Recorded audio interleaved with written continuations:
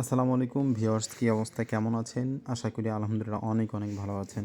আজকের এই ভিডিওটি অবশ্যই অনেকে বুঝতে পেরেছেন যে এটা কী নিয়ে করব।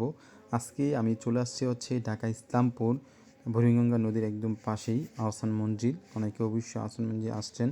অনেকে জানতে চান যে আহসান মঞ্জিলে ঢোকার টিকিট কত এবং আহসান মঞ্জিল কী বার খোলা থাকে, কী বার বন্ধ থাকে। তো সম্পূর্ণ আজকে এই ভিডিওতে আপনারা জানতে পারবেন। অলরেডি আমি আমার ভাই চলে আসছি আহসান মঞ্জিলে একদম টিকিট গেটে, টিকিট কাউন্টারে অলরেডি টিকিট নিয়ে নিলাম। টিকিটের মূল্য হচ্ছে 40 টাকা করে।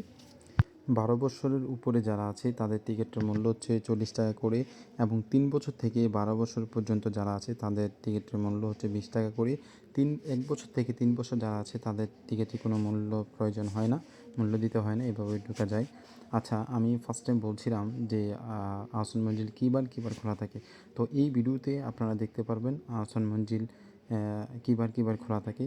বিশেষ করে আহসান মঞ্জিল শনিবার থেকে বুধবার পর্যন্ত খোলা থাকে, সকাল 10টা 30 থেকে বিকাল 5টা 30 পর্যন্ত, এবং শুক্রবার হচ্ছে বিকাল 3টা থেকে রাত্র 6টা 30 পর্যন্ত, 7টা পর্যন্ত থাকা যায়। বিশেষ করে বৃহস্পতিবার আহসান মঞ্জিল বন্ধ থাকে। অনেক মানুষ এসে রিটার্ন হয়ে যায়, ফিরে যায়, যে আহসান মঞ্জিল ঢুকতে পারে না। বৃহস্পতিবার আহসান মঞ্জিল বন্ধ থাকে। এবং আরেকটা টিকিট, 2টা টিকিটের মূল্য আপনাদেরকে বলা হয় নাই। এটা হচ্ছে সার্কভুক্ত দেশের দর্শনার্থী যারা আছে তাদের টিকিটের মূল্য হচ্ছে 300 টাকা করে। অন্যান্য বিদেশি দর্শনার্থী যারা আছেন তাদের টিকিটের মূল্য হচ্ছে 500 টাকা করে। আসলে এইটার প্রতিষ্ঠাতা হচ্ছে নবাব গনি সাহেব তার নিজের নামে না করে হচ্ছে আহসান, তার পুত্র আহসানের নামে হচ্ছে এই মঞ্জিলটা করা। এটা নামকরণ করেন হচ্ছে আহসান মঞ্জিল। এদিক থেকে আহসান মঞ্জিল উৎপত্তি, এদিক থেকে এটা নামকরণ হয়ে গেছে হচ্ছে আহসান মঞ্জিল।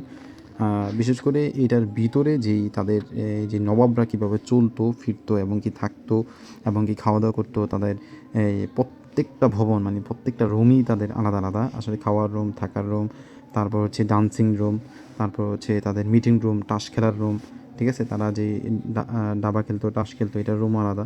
আসলে যারা ভিতরে মানে ঢুকলে আসলে সবচেয়ে বেশি তাদের নবাবের চলাফেরার যেই সিস্টেমটা, এটা আসলে দেখতে পারবেন। বিশেষ করে আমি যা যা দেখেছি আমি আপনাদের সাথে তা শেয়ার করতেছি। আসলে আমি ভিতরে ফুল ঘুরেছি। ঘোরার মধ্যে একটা আমার খুব ভালো লেগেছে, এটা হচ্ছে যে হাতির দাঁত দিয়ে তারা চিরুনি তৈরি করে, ওই চিরুনি তারা ইউজ করতো।